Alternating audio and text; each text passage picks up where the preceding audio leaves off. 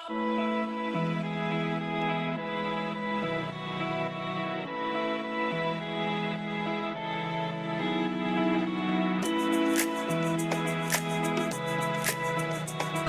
wabarakatuh. Nama saya Dwi Sinta.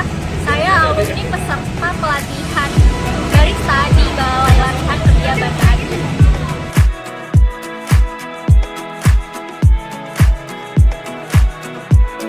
Saya untuk membuka kode coffee shop itu karena diri saya sendiri, karena saya ingin keluarga dan teman-teman saya nongkrong di tempat saya, dan target pasarnya yang tentu saja itu mereka.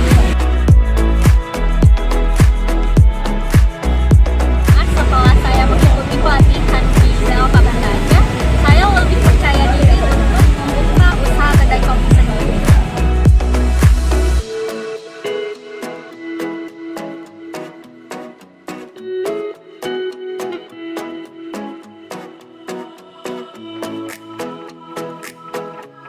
Terima kasih kepada BLK Banda Aceh yang sudah membuka pelatihan khususnya di jurusan barista, sehingga saya penuh percaya diri untuk